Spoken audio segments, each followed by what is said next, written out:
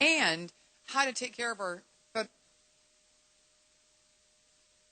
it's on. Microphone's on.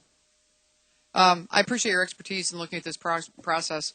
As I think the validity of this conversation has already actually happened today because of the fact that we're hearing issues that are real and things that have to be looked at. And I appreciate the opportunity to look at this over the next couple of years as this Congress continues to roll out on how do we make sure that we don't have hungry, our fellow Americans are not hungry. How do we ensure that? And what does this program do? And I look at it, I've been involved in international feeding programs. My husband and I lived in Eastern Europe for 4 years, and we worked in the sewers with kids below ground that were trying, escaped from dictator communism. And we found hunger there, saw it, actively did something about it, found hunger in my district, in the 2nd District of Indiana, devastating populations of people that are trying to make this work. And I guess as we've talked about today, we've talked about the issue of how do families, how do single moms, and how do underemployed families pay for food and health care and lodging and daycare? How does all this happen? And my question is, when they finally get to a point where they have figured all this out, what then does the government do to really help these families? Is the SNAP program historically been just a Band-Aid to pass them on to the next somebody else to deal with them? Or is there a sense that, there's an opportunity to actually look at what this government can do, should do, and actually getting real help to the financial challenges and how this happened to begin with? So I guess just historically, where do you see this? Has this always just been a Band-Aid to try to get people along, or is there a long-term solution that's been talked about? Well, I think the world's changed. Before 1996, we would have had this conversation about TANF. And what happened was when the Congress reformed TANF and the caseloads went way down, the SNAP caseloads over time, over a 20-year period, went up. And as I said in my testimony, some people, on the right especially, call SNAP Welfare 2.0, this is the new version of that.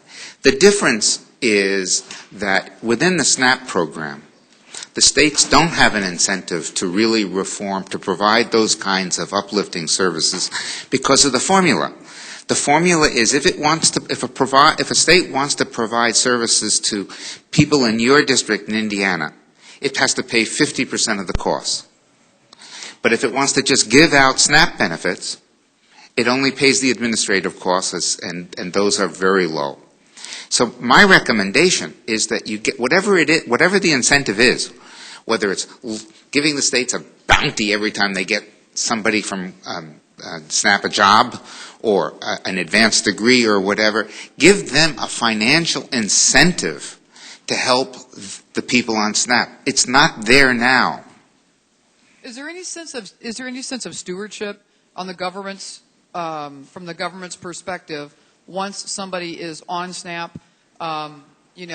This issue of trying to figure out what keeps them from recurring, what keeps them from getting back on.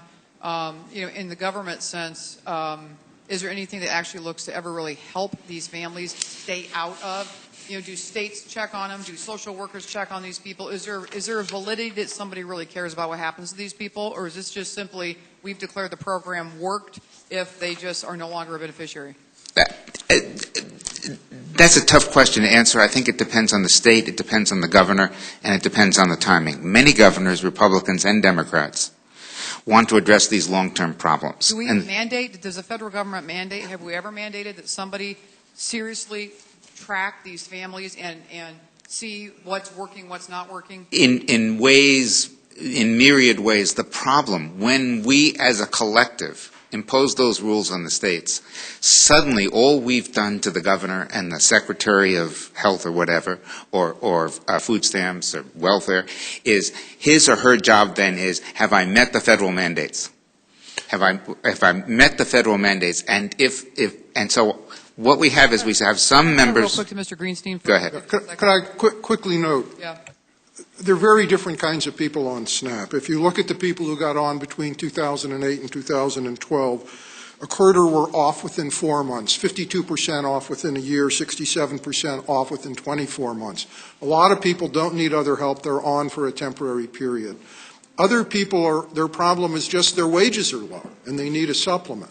So there's a smaller group that needs more substantial. I appreciate it. I look forward to the continued dialogue. Right. I think it's very, very good that we're having the conversation. Thank you, Mr. Chairman.